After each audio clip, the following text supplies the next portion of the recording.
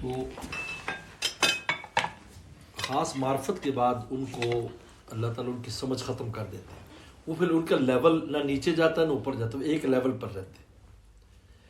ان کے پیدا کرنے کی حکمت یہ ہوتی ہے کہ جو اللہ کے ولی ہوتے ہیں, جو نظام کائنات جن سے متعلق ہوتا ہے, تکوینیات کا بھی تشریعات کا بھی, تو اولیاء کرام ہوتے ہیں, لوگ ہوتے ہیں, تو وہ اللہ کے ولی اوپر نیچے ہوتا رہتا ہے, کیونکہ کبھی غفلت ہو جاتی ہے تو نیچے چلا جائے گا وہ, اور جب وہ غفلت سے بیدار ہوتا ہے تو اوپر چلا جاتا ہے.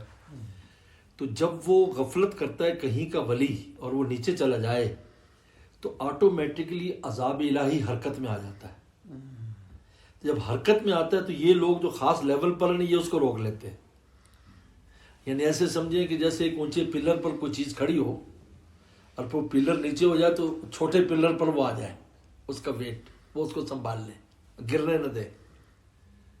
تو پھر وہ اللہ کا ولی دوبارہ, کیونکہ اس کو اللہ تعالیٰ پھر جو بھی ولی بنا لیتے تو اس کو جانے نہیں دیتے, اس کو پھر دوبارہ توفیق توبہ دے کر پھر ولی بنا دیتے, تو پھر وہ عذاب بالکل مرتفع ہو جاتا ہے. تو اس عذاب, اس کو روکنے کے لیے سے نظام اللہ نے بنایا ہے, کیونکہ جو عقل والا ہے اس کے اوپر کمی بیشی ہوتی رہتی ہے, اس میں امن نہیں ہوتا, کسی غفلت ہو جاتی ہے, کیونکہ ہر ایک کا لیول اپنا ہے. کلکم خطاؤن, ہر ایک کی خطا کا لیول اپنا ہے.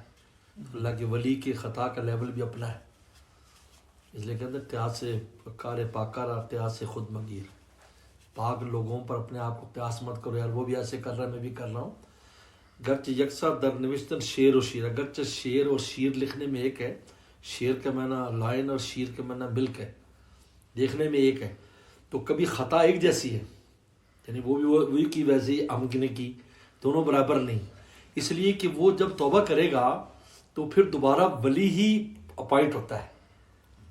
جس طرح کوئی بڑا آفیسر ہو, کمشنر ہو, اور اس کو حکومت کسی غلطی کی وجہ سے اس کو سسپینڈ کر دے, تو جب وہ بحال ہوگا تو کیا لگے گا, وہی آفیسر لگے گا. لہٰذا اس پر قیاس نہیں کر سکتے. تو یہ مجازیب اس لیے بنائے جاتے ہیں کہ یہ اس زمانے میں تک عذاب کو روکتے ہیں,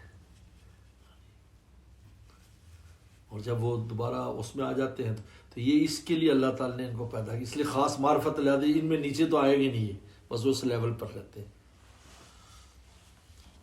لیکن بعض جو مجازی ایسی جیسے بات کی, وہ یہ کہتے ہیں تم بیٹھ کے کام کر رہے ہو, لسانی ہو, تو کیا ان لوگوں کی اتباع نہیں, مجذوب جو ہے کامل ہوتا ہے لیکن کامل بنا نہیں سکتا. بھائی یہ قانون ہے, کامل ہے لیکن کامل بنا نہیں سکتا.